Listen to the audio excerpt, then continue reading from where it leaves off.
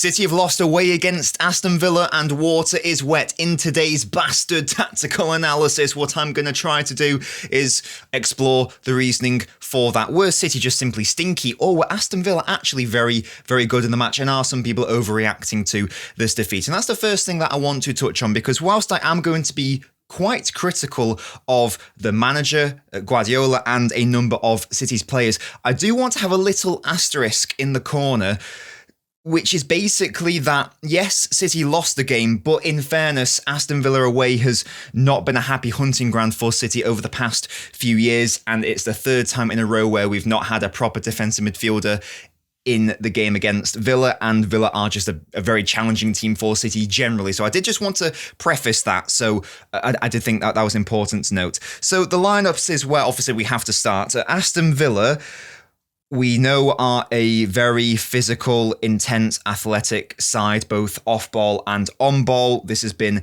City's biggest challenge every single time they've gone to Villa Park for the past couple of seasons. The worst thing that you can do is rock up to Villa Park without a proper midfield, and sadly, that's exactly what we have done for the past 3 years on the bounce. And this is where the first caveat has to be here, because Nico clearly wasn't able to start the game, otherwise he would have started the game. Now, we can have an argument about, is Reinders City's best option there? I propose maybe John Stones could play off-ball in midfield, as he did so brilliantly against Real Madrid earlier in the year, last season. But the reality is that that isn't what happened, and Reinders played. So in an ideal world, Reinders would never play in defensive midfield because he isn't a defensive midfielder. That's the first thing to say. And I'll get into why City ultimately struggled. Now, City were very, very press-heavy in this match. There was a reason for that, and I just alluded to it there. Let's first of all explore City's off-ball shape and the general pressing system that City deployed. Now, for quite a lot of that first half, I kept noticing, I was very confused when I watched this the first time round, I kept noticing that Bernardo and Haaland kept pressing in that in the forward line, in that front line. So, for the most part, City this season have been playing in either a 4-1-4-1 or a 4-3-3. But and at times in that first half, that was still the case, but quite often it would actually devolve into something more akin to this, and more of a 4-4-2. Speaking of the treble system, which is what City played on ball against Villa, and what they played on ball against Villarreal, this is the first time where they've done both the on ball and off ball features of that treble winning system. But of course, it is no longer 2023, and it's the first time we've seen that this season. That's just something interesting to note. We'll have a chat about the impact on the midfield later. It wasn't always the case, but this was clearly a balance between, or rather a mix, a hybrid between the man-to-man pressing that we know that City can do, and also the more structured pressing that City can do. And it's led to this situation where sometimes City are pressing with a forward two of Haaland and Bernardo, sometimes they aren't. That did, however, introduce a number of problems, and City's pressing generally did introduce a number of problems. Now, it went really well for the first 10 to 15 minutes or so. City were mega intense. They were really, really good. They were forcing Villa back, and Villa were being forced into errors. Lovely. Fantastic. But because City was so intense, this is one of those high-risk, high-reward strategies. When it works really, really well. When it doesn't work, you're going to have a bad time. And against a side like Aston Villa, who are so fantastic in their transitions with their powerhouse midfielders and forwards, who are really solid in transitions, it is one of those double-edged sword situations. So, and a lot of it boils down to, I'm going to say, the off-ball dynamic with Nunes and Bob in particular, because Aston Villa do this thing where they drag loads of their players back to help in the build-up, which forces lots of City players over, and then they explode and get past you. So here, Buendia's positioning is, I think, giving Nunes a massive headache of, he really wants to retain his position because he's concerned about the overlapping run of Digne, and he should be, because that's how the corner was won, which led to the goal. But at the same time, he has to come back to cover for Buendia. So this is creating a dynamic where Aston Villa are now going to be able to, on a consistent basis, easily play the ball in behind our right back, and indeed our left back also. So Onana's on it here. This is good from Bob, getting touch tight to the Aston Villa player, and Bernardo is just mugged off a little bit. So just one little error, And then Aston Villa are through, and look what happens here. This is one of the risks of pressing with this level of intensity. Baiting the press, this is what Aston Villa are fantastic at. So many City players sucked in. Foden here also joining the press with Bernardo, Bob, Haaland, Savio also. Reinders is retaining his position here. One mistake once again, Aston Villa are through. Incredibly dangerous position from them. They were very good at breaking through our press. This is the corner that leads to the goal. I touched on that Núñez confusion from earlier. I think that a lot of City players were confused about what their role was in that first half. So here, City are almost nominally in a 4-4-2 with Bernardo and Haaland leading that press. Now, I believe that in an ideal world, what should be happening here is Haaland should probably be closer to Torres here. He isn't. So Foden has to cover that area. And I don't really get what Bob thinks is going on here. Once again, I think it is the confusion. I feel like he believes that he needs to pick up Buendia here because, as I alluded to earlier, Buendia was picking up those dangerous areas. But the way that Foden's curved his run here has meant that Bob doesn't necessarily have to do that. So maybe he should be actually supporting Núñez with Digne. And it's that ball in behind which kept happening to City. Very, very easy to exploit. And yeah, it was a foul on Núñez, but at the end of the day, City were too easy to be accessed in behind. Now, why was that? And why was City so insistent on being this intense in their pressing, leaving so much of that space in behind? Well, I think it was essentially to cover the weakness of what was City's off-ball midfield, because there was no Rodri, there was no Nico Gonzalez. And at times, when it was that forwards two of Haaland and Bernardo pressing, that meant that what you had was a midfield two off-ball of Foden and Reinders quite often in that game. That wasn't always the case. Sometimes Bernardo was dropping deep, but generally speaking, at times, that is exactly what City had. City were very lightweight. That's the lineup that had to be put out due to injuries, and that is unfortunate. I'm not really going to question so much playing Reinders as a defensive midfielder, given the context of all the injuries, that it is just unfortunate that Nico wasn't able to start, and when he came on, City did look a lot better. But ultimately, this, one could argue, exacerbated the problem. What also didn't help was that when you had all of these City players like pushing up and pressing high, what you really needed in this instance was your more defensive midfielder, Reinders, to be a defensive midfielder.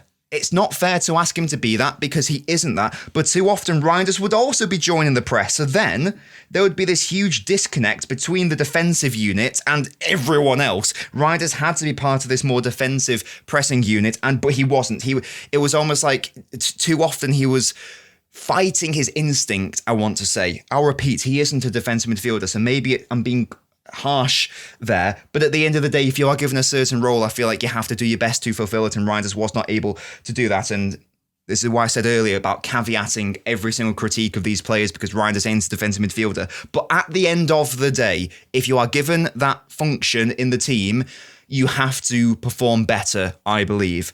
And I don't think that Reinders was particularly good against Aston Villa. And here's some data points to illustrate what I mean by that. So this is the top 6 players in respect of ground duels won in the match. 1, 2, 3, 4, 5 Aston Villa players are in that top 6. Onana, absolute monster. I would have loved it if City signed him. Man of the match for a reason. He was absolutely wonderful. There's no surprise that Rodgers is also up there. McGinn is also in there as well. Foden was the only City player who was consistently winning those duels. And he's another game where he was actually very good off ball in the midfield. Conversely, this is the bottom 6 players. What do you notice about all of these outfield players? Because let's not talk about the goalkeepers, that's unreasonable. When you notice about all these outfield players, aside from Reinders, they were all subs. The Reinders, who started the game, 0 out of 7 ground duels. That is unacceptable for my defensive midfielder. Who isn't a defensive midfielder? I get it. He's not going to commit a lot of tackles. I get that. That's never been his defensive game. But still, I just don't think it is good enough. And this is furthered when we look at the loose ball duels won. Foden, who isn't associated with being this defensive midfield player, actually won more loose ball duels than anyone on the pitch, including Aston Villa players, whereas Reinders didn't even really engage in a loose ball duel. I get it. He's more so about the interceptions rather than the direct tackling. And I get it that he's not a defensive midfielder. So maybe it's not fair to judge him by those standards. But I keep repeating, at the end of the day, you are given a function in the team. You have to do better with it than you did, and it was pretty poor. And City lost the duel battle, the second ball battle, the loose ball duel battle, whatever you want to call it, before a ball was kicked. I think that is what forced Guardiola's hand in respect of making the team want to press with more intensity. That creates a weakness as soon as Aston Villa can exploit that, because they're so fantastic at baiting those pressing moments. Another thing that I want to critique, and this goes more so to the offensive way that City were set up. I don't know why you would take Savio, who was man of the match against Villarreal, who playing fantastically well at right wing. I don't know why you would take Foden, who I felt was man of the match against Everton, who is playing fantastically well left of centre in a deeper role, and then in the next game that they start, just change their positions. I can't find an explanation or justification for that. For me, there is no justification as to why you wouldn't just play Savio on the right wing again and start Doku. There's no justification as to why you wouldn't just play Foden left of centre again. Now, that might sound, the Foden one might sound like a really minor point, but it really isn't, because the amount of times where, so this is what City were doing on ball. Treble system, we love to see it. I mean, maybe not anymore, but, it's throwback. We love to see that, for sure. Box midfield, created with Stones pushing up, Reinders to the side, Bernardo and Foden in front. He was not being tasked with doing what he did so well against Everton, which was dropping deep, assisting with build-up, and also basically connecting a midfield to attack. It was the definition of like a split between these two sides of Man City's team. I feel like there was a clear defensive unit, there was a clear attacking unit, and there was no connectivity in between. There was no bridge between the two. Of course, Rodri has been in that in the past. Of course, we weren't playing with a defensive midfielder, Nico, either. But we have seen Foden do that, and he wasn't really being tasked with that. He was exclusively being asked to occupy, in the first half, maybe like the first 60 minutes in total, that area of the pitch. Basically, you are a pure pocket player, and that's all you are allowed to do. And I feel like that massively hindered City. And all really you had to do was swap these two players round, or you could have actually dropped Bernardo deeper, because we know that Bernardo is much better at that build-up game than Reinders is, and then you actually have Reinders where he is better on the pitch in a more offensive area. Perhaps that would have been one solution on ball. Either way, that ultimately isn't what happened. And whilst I do think that City were not as bad going forwards as they were defensively against Aston Villa, that's something I do agree with Bernardo Silva on, who said that we just were not good enough in the duels and so on. And I do absolutely agree with that. So here, for example, Haaland should score. And there is one more chance that maybe he could have done better with. But the reality is that we can't be banking on these players to always bail us out. And sometimes we have to accept that we have to have this more higher volume situation, whether it's basically putting our players into their best positions. It can't just be one time or two times, certainly against a team like Aston Villa. It needs to be happening on a more frequent basis. This was like one of the only, and just like building on that, this is one of the only times where Foden was properly found in that area. Because if you're going to play Foden where he was played, there, then what you have to do is find him on a consistent basis. And that's what I meant earlier. There was no connection between the two, because Stones was not doing it, Nunes was not doing it, Reinders was not doing it off that right side. It simply was not happening. And I haven't really touched on Bob yet, but I don't think it really helped that Bob did not have a particularly good game. City's right side of it has been such a concern across the entirety of the season. This is one of the only times where he was actually found in that area, and it is through Stones. Fair play. Once again, Stones was not doing it nearly enough. It's not his fault. He's not Rodri. He's not Kevin De Bruyne, whatever. But it's not good enough. Like Foden does well to get away from him. Aston Villa were fantastic defensively throughout the game. Frustratingly, very, very fantastic. So that is obviously a massive shout out to them. Just building on that Haaland example, another example where Foden is actually found. And Foden needs to do so much better here. Now, he does dribble away. This is lovely. And he overhits the pass to Haaland. He hits it too hard at him, and Haaland struggles to control it.